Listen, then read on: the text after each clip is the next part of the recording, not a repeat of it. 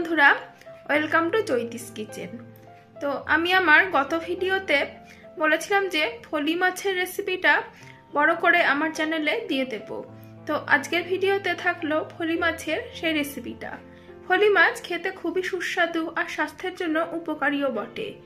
তো ভিডিওটা প্রথম থেকে শেষ পর্যন্ত আপনারা দেখতে থাকুন, আশা করি খুবই ভালো লাগবে। রান্নার জন্য প্রথমেই গ্যাসে কড়াই বসিয়ে দিয়ে দিচ্ছি পরিমাণ মতন সর্ষের তেল। এই রান্নাটা সর্ষের তেলেই করব। তেলটা গরম হয়ে গেছে। তো তেলটা গরম হয়ে যাবার পর আগে থেকে নুন হলুদ মাখিয়ে রাখা মাছগুলো ভালো করে ভেজে নেব। বলে রাখি, এই মাছগুলোতে প্রচুর কাঁটা থাকে, তো খাবার সময় একটু ভালো করে সাবধানে বেছে খেতে হবে, না হলে কাঁটা ফুটে যাবার চান্স থাকে। তো দেখুন, মাছগুলো আমার ভাজা হয়ে গেছে আর এখন তেল থেকে তুলে নিচ্ছি। এই মাছটা আমি একটু বেশি লাল করে ভেজেছি, আপনারা চাইলে হালকাও ভেজে নিতে পারেন, তাতে স্বাদটা আরও বেশি ভালো লাগবে। পুরো তুলে নেবার পর এখন কড়াইতে আমি আরও একটু সর্ষের তেল অ্যাড করে দিলাম আর এবারে দিয়ে দিলাম কালো জিরে ফোড়ন। ফোড়নটা কয়েক সেকেন্ড ভালো করে নেড়েচেড়ে নিয়ে তারপর দিয়ে দিচ্ছি কেটে রাখা আলু। এবার সমস্তটা খুব ভালোভাবে ভেজে নেব।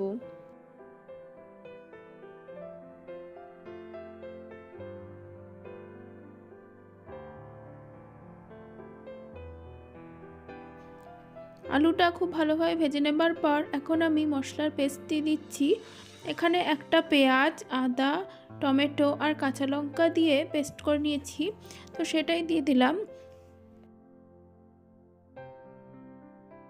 আর এবারে গুঁড়ো মশলা অ্যাড করে দেব। দিয়ে দিচ্ছি পরিমাণ মতন হলুদ, দিয়ে দিচ্ছি জিরে ধনের গুঁড়ো আর দিয়ে দেব পরিমাণ মতন লবণ। এবার সমস্ত মশলাটা খুব ভালোভাবে কষিয়ে নেব। আপনারা চাইলে এই রান্নাটাতে শুকনো লঙ্কার গুঁড়োও অ্যাড করতে পারেন, তো আমি যেহেতু একটু পাকা ধরনের লঙ্কা নিয়েছিলাম, তো সেই জন্য আমি আর শুকনো লঙ্কার গুঁড়ো দিলাম না। তো সমস্ত মশলাটা আমি খুব ভালোভাবে এখন কষিয়ে নেব। আলুর সাথে সমস্ত মশলাটা ভালোভাবে কষিয়ে নেবার পর এখন দিয়ে দিচ্ছি 1 চামচ পোস্ত বাটা। এই পোস্ত বাটাতে দিলে পরে এই রান্নাটায় বেশ সুন্দর একটা টেস্ট হয় আর গন্ধটাও বেশ সুন্দর আসে। তো সমস্ত মশলাটা ভালোভাবে কষিয়ে নেব যতক্ষণ না পোস্তর কাঁচা গন্ধটা চলে যায়। সমস্ত মশলাটা ভালোভাবে কষানো হয়ে যাবার পর এখন আমি জল দিয়ে দিচ্ছি। এখানে পোস্তর বাটিটা ধুয়েই জলটা দিয়ে দিলাম। সমস্ত কিছু খুব ভালোভাবে মিশিয়ে নিচ্ছি।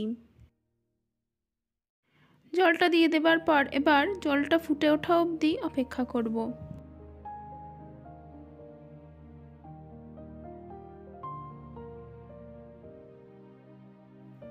ঝোলটা ফুটে উঠলে এবার ভেজে রাখা মাছগুলো আমি দিয়ে দিচ্ছি। দিয়ে এবার খুব ভালোভাবে ফুটিয়ে নেব। এই মাছটায় খুব সুন্দর একটা টেস্ট হয়। এই মাছটাকে যেভাবেই রান্না করি না কেন খেতে খুবই ভালো লাগে। তো আমি এরকমভাবে এই প্রথম ট্রাই করলাম এই রান্নাটা। আশা করি আপনাদেরও ভালো লাগবে যদি একবার বাড়িতে ট্রাই করেন। আর আমি এই রান্নাটা আলু কাঁচকলা দিয়েও করেছি আগে, সেটাও খেতেও খুবই ভালো লাগে। তো সমস্তটা ভালোভাবে এবার ফুটিয়ে নেব। আজকের ফলি মাছের ঝোল একদমই রেডি। খেতে হয়েছিল খুবই অসাধারণ। আর এবার নামিয়ে নেব, পরিবেশন করব গরম গরম ভাতের সাথে। তো বন্ধুরা, আমার আজকের ভিডিওটা ভালো লেগে থাকলে অবশ্যই ভিডিওটিতে লাইক দেবেন, কমেন্ট করবেন আর রান্নাটা কেমন হয়েছে অবশ্যই জানাবেন। আর যারা এখনও চ্যানেলটি সাবস্ক্রাইব করেননি অবশ্যই সাবস্ক্রাইব করে পাশে থাকবেন।